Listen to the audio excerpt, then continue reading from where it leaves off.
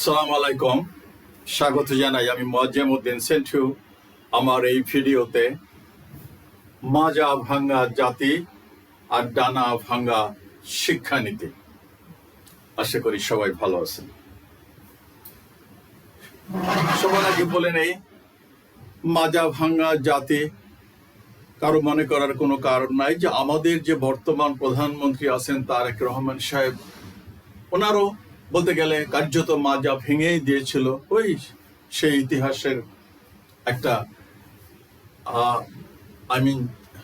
জটিল লগ্নে মুহূর্তে, এবং মরণাপন্ন অবস্থায় উনি হুইল চেয়ারে করে লন্ডন গিয়েছিলেন এবং 17 বছর পরে ফিরে এসে আবার প্রধানমন্ত্রী হয়েছেন।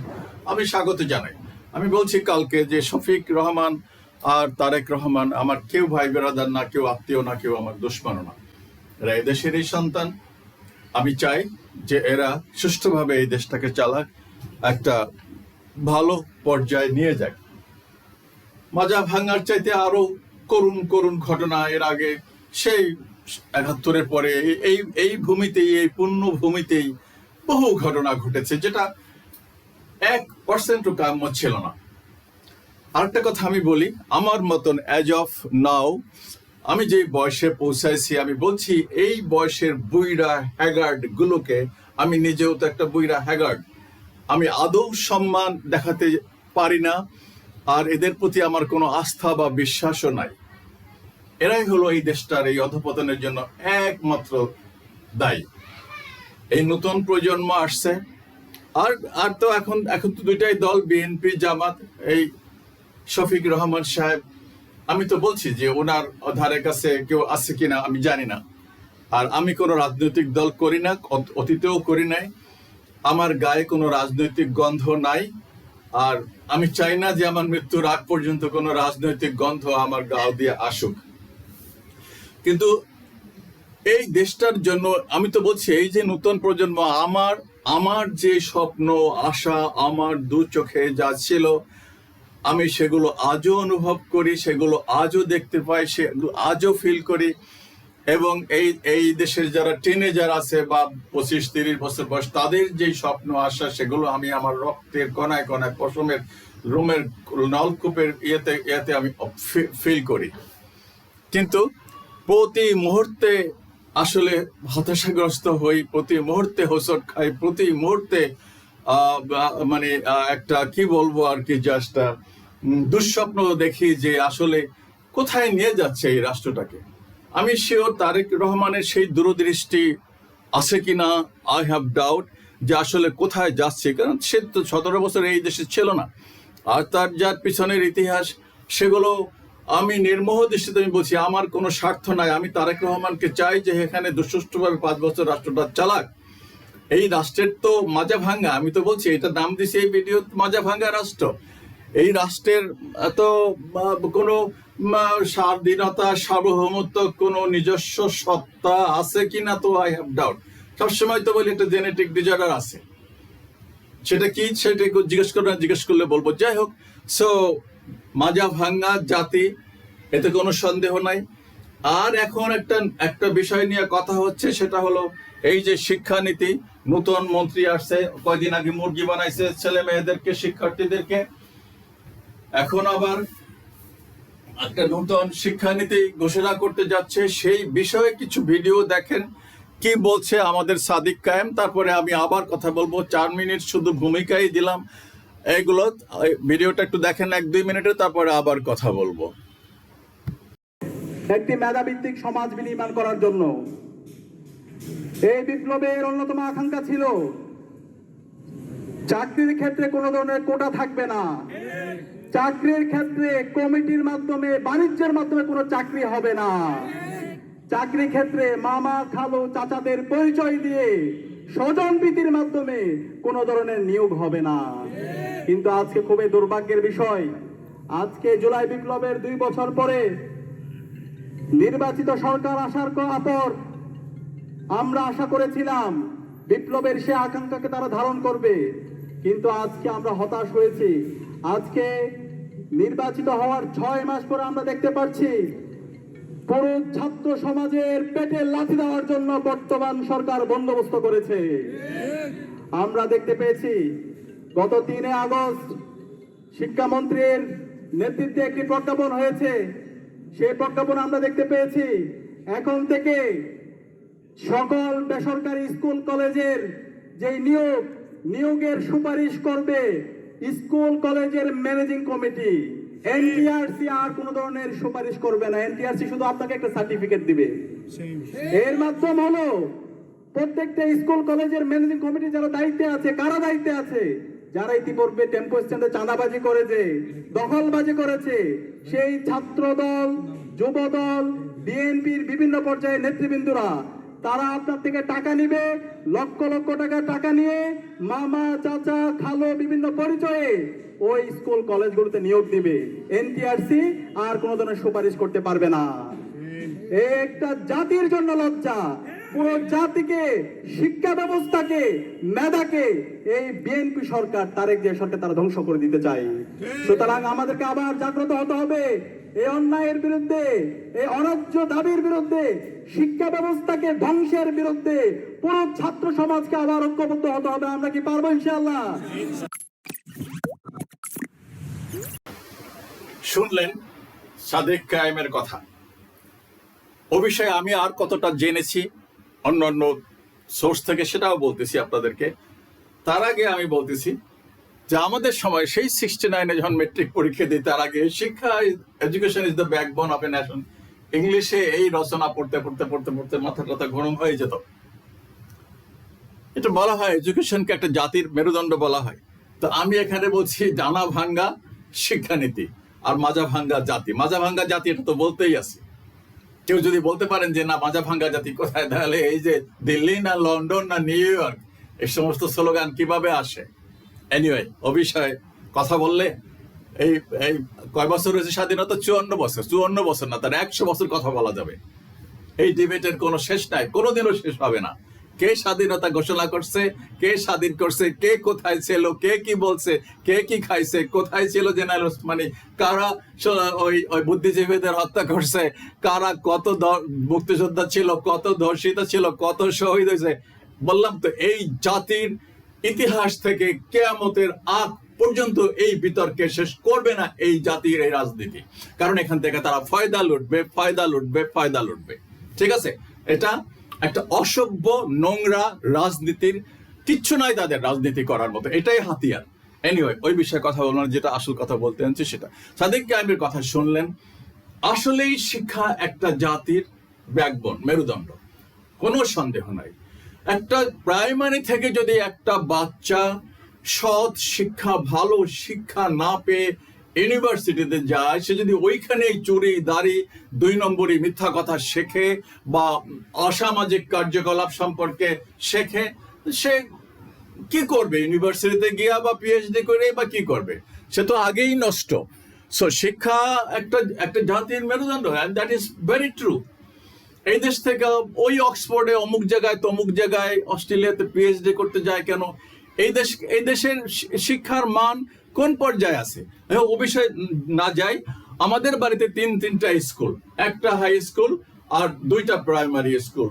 সো এটা তো বাড়িতে গেল। আর এই দেশের টোটাল শিক্ষা ব্যবস্থা কি চলতেছে, কি হচ্ছে, কিছু তো জানি। এখানে এই প্রাইমারি স্কুলে, হাই স্কুলে, বেসরকারি যতগুলো আছে, এই শিক্ষক নিয়োগ বাণিজ্য একটা বিশাল বিষয়। এটা বহুদিন থেকে চলে আসছে এবং সেই বিষয়ে সাদেক কায়েম কথা বলছে এবং আমারও কিছুটা কনসার্ন আছে। কিন্তু আমি তো এদেশেরই নাগরিক, এদেশে তো আমাদেরই সন্তান সন্ততিরা, ছেলে মেয়ে, নাতিপুতিরা লেখাপড়া করে। তো আমি তো চাচ্ছি, আমি জানি না এই তারেক রহমান সাহেবের কতটুকু দূরদৃষ্টি আছে, উনি কতটুকু শিক্ষা মন্ত্রণালয়ের খবর রাখবেন, না নিজের শরীরের খবর নেবেন, না নিজের ক্ষমতার খবর নেবেন, না ওনার হাতে যে দপ্তর আছে, ওনার তো সবই, এই বাংলাদেশের সবই মন্ত্রিত্ব তো ওনার, কিন্তু উনি কতটা খবর রাখেন? আর ওনার যেই উপদেষ্টা 2-4 জন নিয়োগ করছেন, সেটা অত্যন্ত দুঃখজনক, অত্যন্ত লজ্জার, বেদনাদায়ক। যাই হোক, আমি আর কথা বলতে চাই না, কারণ ওরা তো শুনলে আবার আমার এই ভিডিও দেখলে আমার উপরে খুব খেপবে যে শালা এই বুইরা কালে আইসা একটা বুইরা বেটা আমাদের বিরুদ্ধে কথা বলে। কিন্তু আমি ওদেরকে অনুরোধ করবো, বাবা তোমরা আমার ছেলের বয়সী অথবা ছোটও হতে পারো, আমি জানি না। আমি অনুরোধ করব তোমাদের পিছনের ভিডিওগুলোকে একটু দেখো, আর মেটার সাথে বা ইউটিউবের সাথে যোগাযোগ করে ওদেরকে কিছু পয়সা পাতি দিয়ে বললো যে আমার এগুলো ডিলিট করে দেন ভাই, আমি এখন এই তারেক রহমানের সাথে চাকরি করি, আমার এখানে জব আছে, আমার তো রুজি রোজগারের ব্যাপার, আপনারা আল্লাহর হস্তে আমার এই ভিডিওগুলো ডিলিট করে দেন। Do it. ঠিক আছে, আমি ভালোর জন্য বলছি। এটা একটা অবমাননাকর বেশ, যদি তুমি আগে যে সমস্ত কথাবার্তা বলছো, গালিগালাজ করছো তারেক রহমানকে, বিএনপি কে, এখন আবার তাদের সাথেই তুমি চাকরি করো, তাদের গোলামি করো, তাদের কাছ থেকে 10 লক্ষ টাকা বেতন চাও এই সরকারে আসা, এটা তো আসলে অত্যন্ত অবমাননাকর, অত্যন্ত বেজ্জতির, লজ্জার, শরমের। যাই হোক, আমি যতটা খবর নিলাম শিক্ষা ব্যবস্থা সম্পর্কে কি হতে যাচ্ছে, আমি আবারও বলছি, তারেক রহমানের কাছে আমি আহ্বান জানাচ্ছি, বাবা শিক্ষা জাতির মেরুদণ্ড, 100% সত্যি, এবং এই শিক্ষা ব্যবস্থাকে টোটালি দুর্নীতিগ্রস্ত করো। এখানে একদম পারফেক্টলি যারা যোগ্য টিচার নিয়োগ দাও, মেধার যোগ্যতা অনুযায়ী ওই ছাত্ররা কিন্তু এই মেধার জন্য কোটা বাদ দিয়ে এই মেধার ভিত্তিতে দেশটাকে গঠন করার জন্য এই বিপ্লবটা করেছিল।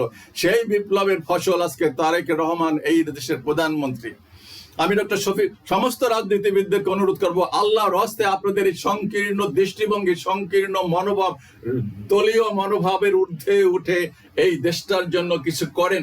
আর কিয়ামত পর্যন্ত আপনাকে, কিয়ামতের দিন আপনাদেরকে, বিচারের দিনে, শেষ বিচারের দিনে আপনাকে কাঠগড়ায় দাঁড়াতে হবে এবং জবাবদিহি করতে হবে বলে রাখলাম। তো যাই হোক, আমি যতটা জেনেছি এই শিক্ষা ব্যবস্থা সম্পর্কে, বেসরকারি শিক্ষা প্রতিষ্ঠানে ম্যানেজিং কমিটি বা গভর্নিং বডির মাধ্যমে শিক্ষক নিয়োগ দেওয়ার বিষয়ে বর্তমান সরকার এখনো কোনো চূড়ান্ত সিদ্ধান্ত নেয় নাই। ভালো কথা।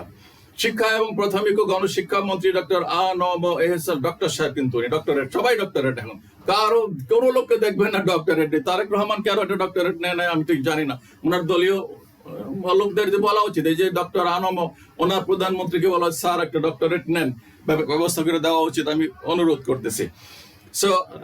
এহসানুল হক মিলন স্পষ্ট করেছেন যে এ সংক্রান্ত আলোচনা বা কার্য বিবরণী নিয়ে ছড়িয়ে পড়া তথ্যগুলো সঠিক নয় এবং এ বিষয়ে বিভ্রান্ত না হওয়ার আহ্বান জানানো হয়েছে।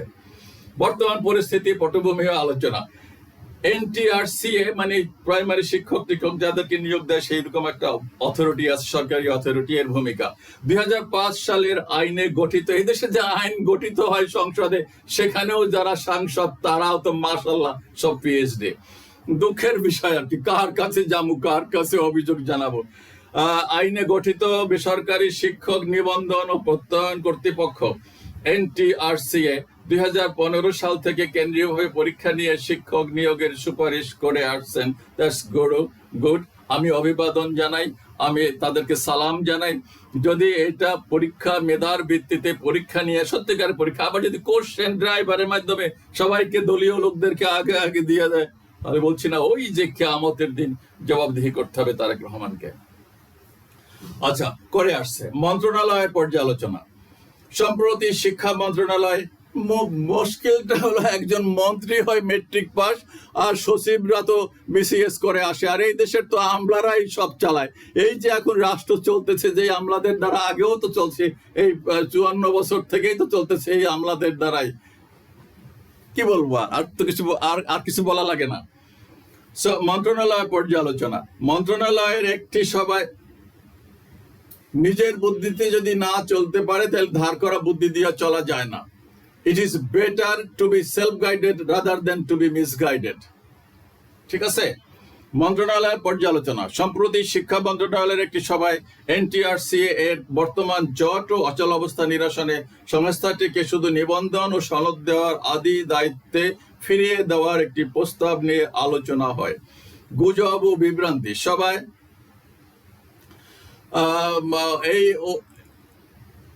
এই সবার কার্যবিবরণী ফাঁক ফোকর হয়ে বাইরে আসার পর গুঞ্জন ছড়িয়ে পড়ে যে এখন থেকে ম্যানেজিং কমিটির মাধ্যমে শিক্ষক নিয়োগ হবে।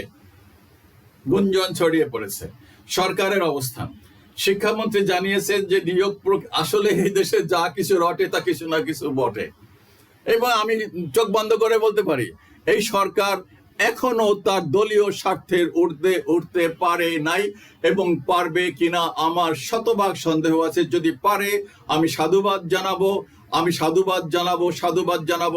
কৃতজ্ঞ হব, এবং আমি বুঝবো যে না, জীবনের শেষকালে আসা একটা এমন নির্মোহ সরকার দেখতে পেলাম, এমন একটা দেশপ্রেমী সরকার দেখতে পেলাম যারা আসলে এই জাতির জন্য কিছু ভালো কাজ করেছে। আমার হৃদয় থেকে দোয়া থাকবে এদের জন্য, যদি গুজব না হয়। এটা সরকারের অবস্থা। শিক্ষামন্ত্রী জানিয়েছেন যে নিয়োগ প্রক্রিয়া আরো স্বচ্ছ ও আধুনিক করার কাজ চলছে, তবে ম্যানেজিং কমিটির হাতে ক্ষমতা হস্তান্তরের কোনো সিদ্ধান্ত চূড়ান্ত হয় নাই। এটা হওয়ার কোনো যৌক্তিকতাও নাই। আমি বলছি তো আমরা আর কতদিন বাঁচবো, কি এক্সপেক্ট করি? আপনি কত খাইবেন? আমারও তো বয়স হয়েছে, জীবনে তো কম দেখি নাই। এখন তো খাওয়া দাওয়া কমাই দিছি, খাই তো এক বেলা, খাইতে পারবেন না তো একসময়। হাজার হাজার কোটি টাকা আছে, ডাক্তার বলবে আপনি খাইবেন 2টা রুটি আর সবজি 1 বাটি। কি করবেন টাকা দিয়া? মাইয়া পোলাকে টাকা দিয়ে তো পঙ্গু বানাবেন, ওগুলো তো কোনো কাম করবে না, বসে বসে খাইবে। কয় যুগ খাবে, কয় পুরুষ খাবে? ওগুলা খাইতে খাক, সেই জন্য কিছু রাখে যায় না। আচ্ছা, বিভিন্ন মহলের প্রতিক্রিয়া, ওই যে ডাকসুস জানাইলো প্রতিক্রিয়া। এখন বিভিন্ন মহল কি বলতেছে? চাকরি প্রত্যাশী ও জোট। এনটিআরসি এর মাধ্যমে কেন্দ্রীয় নিয়োগ বহাল রাখার দাবিতে চাকরি প্রত্যাশী ও বিভিন্ন সংগঠনের প্রতিবাদ ও আন্দোলনের প্রস্তুতি নেয়। আমি বলছি, মানে 1 ইঞ্চিও ছাড় দিবে না। এরা তো সব নতুন প্রজন্ম, আমার সমস্তটা হৃদয় জুড়ে আছে এরা। আমি বলছি 1 ইঞ্চিও ছাড় দেবে না। শরীরের শেষ রক্তবিন্দু দিয়ে প্রতিরোধ করবে যদি এই জাতীয় কোনো সিদ্ধান্ত সরকার নেয় যে গভর্নিং বডির লোকেরা এই শিক্ষক নিয়োগ দেবে, সেটা হাই স্কুল হোক বা প্রাইমারি স্কুলের হোক। এই গভর্নিং বডিতে কারা যায় আমি ভালো করেই জানি। সো ওই যারা বলছে সাদিককে, আমি একদম 100% সত্যি। তো আমি বলতেছি, তোমরা যদি ভালো চাও এই রাষ্ট্রের, তুমি যদি আজকে টাকা দিয়ে প্রাইমারিতে ঢুকো তো তোমার মাইয়া পোলা কি করবে? গরু যদি প্রাইমারিতে স্কুলে ঢুকে, তার ওখানে তো তোমার ছেলে মেয়েরাই পড়বে, তোমার তো উত্তরসূরিরাই পড়বে। তো এগুলো তো গরুই হবে, গরু ছাগল হবে। আলটিমেটলি এই জাতিটা তো গরু ছাগলের জাতিতে পরিণত হবে। বুদ্ধি নাই মাথার মধ্যে। তোমার যদি শিক্ষক হওয়ার তোমার দরকার হবে না, শিক্ষক হয়েই যে তোমাকে বাঁচতে হবে, নট দ্যাট।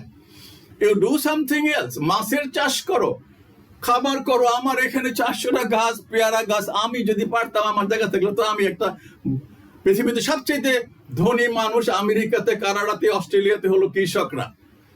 অভিজাত, হাজার হাজার একর জমি চাষ করে তারা, অনেক ধনী। তারা রাষ্ট্রকে নিয়ন্ত্রণ করে, দে আর কিং মেকার। সো হাঁসের চাষ করো, মুরগি পালক, শামুক চাষ করো, সমস্যা নাই কিছু। টিচার হইতে হবে এমন কোনো কথা নাই। মেধাবী ছেলেদের টিচার হতে উৎসাহিত করো, তাহলে তোমার ছেলে মেয়েদেরকে ভালো শিক্ষা দেয়। বুদ্ধি নাই মাথায়। তো চাকরি প্রত্যাশী ও জোট, বলছি এদেরকে, যারা চাকরি প্রত্যাশী এবং জোট, তোমার যদি ওই কম্পিটিটিভ রেজাল্ট না থাকে, বাস তুমি ইউ ডু সামথিং এলস। ওই পণ্ডিত হইতে হবে এমন কোনো কথা নাই।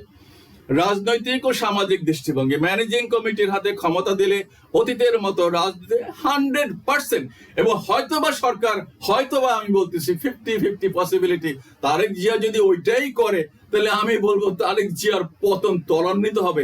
এছাড়া কোনো গৌরব, মঙ্গল, কল্যাণ ডেকে নিয়ে আসবে না। আচ্ছা, হস্তক্ষেপ, স্বজনপ্রীতি ও দুর্নীতির আশঙ্কা হতে পারে বলে বিভিন্ন মহল উদ্বেগ প্রকাশ করেছেন, যেটা আমিও করলাম। 100% একমত আমি।